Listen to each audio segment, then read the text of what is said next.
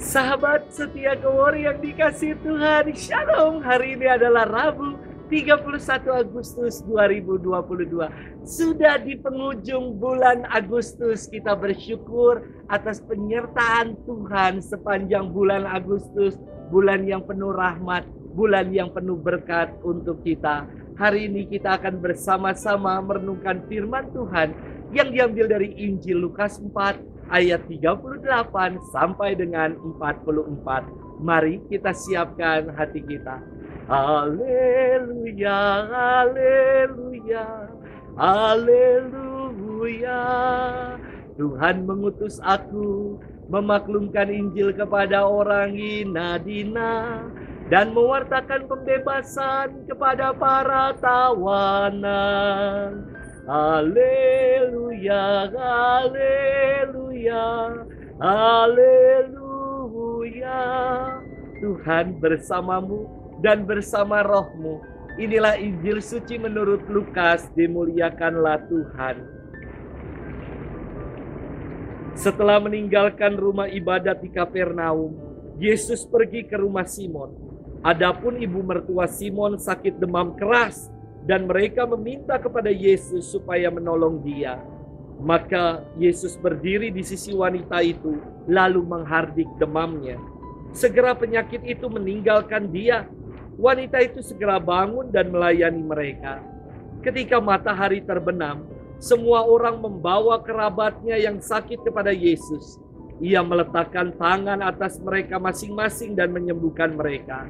Dari banyak orang keluar juga setan-setan sambil berteriak, "Engkaulah anak Allah."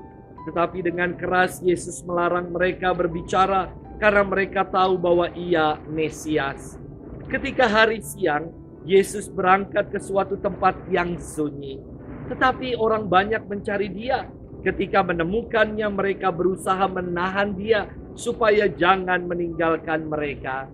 Tetapi Yesus berkata kepada mereka, "Juga di kota-kota lain, aku harus mewartakan Injil Allah, sebab untuk itulah aku diutus." Dan ia mewartakan Injil dalam rumah-rumah ibadat di Yudea. Demikianlah sabda Tuhan. Terpujilah Kristus. Sahabat setia Kewor yang dikasih Tuhan, Shalom, salam sehat untuk kita sekalian. Saat saya selesai menjalani perutusan diakonat di tanah Papua dan hendak kembali ke Jakarta, Dewan Paroki menitipkan saya surat untuk disampaikan kepada Bapak Uskup Agung Jakarta. Surat itu saya serahkan kepada Bapak Uskup. Lalu Bapak Uskup membaca dan sembari tersenyum, ia bertanya kepada saya, Romo tahu apa isi suratnya?"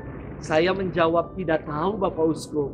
Bapak Uskup kembali berkata, "Romo, surat ini isinya memohon agar Romo berkenan kembali berkarya di Bomomani di Papua. Apakah Romo bersedia?"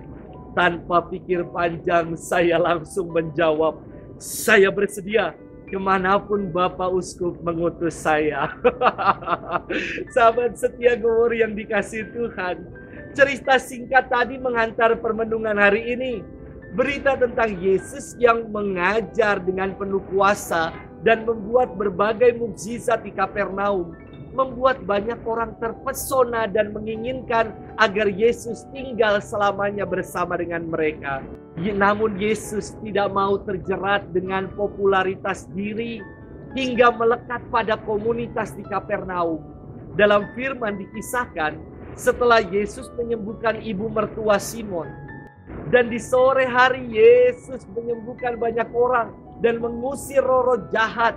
Keesokan hari ketika siang, Yesus berangkat ke suatu tempat yang sunyi untuk menjalin relasi dengan Bapaknya.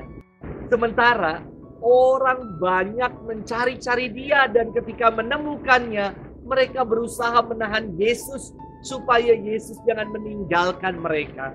Orang-orang di Kapernaum ingin memonopoli Yesus hanya untuk mereka saja.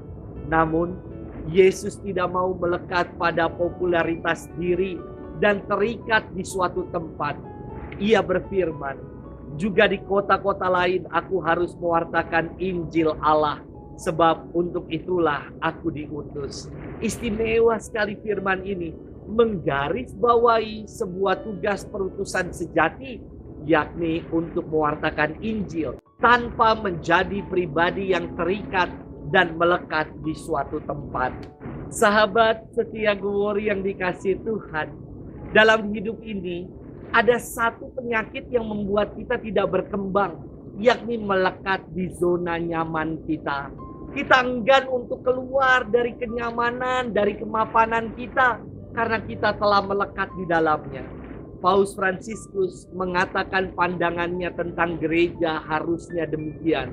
Lebih baik gereja yang mengalami kecelakaan karena keluar untuk mewartakan Injil, daripada gereja yang sakit karena tetap tinggal berdiam diri saja. Kita pun diutus untuk menjadi duta-duta kabar gembira. Jangan diam dan terlekat dalam zona nyaman kita. Selamat bermenung dan Tuhan memberkati kita selalu dalam nama Bapa dan Putra dan Roh Kudus. Amin.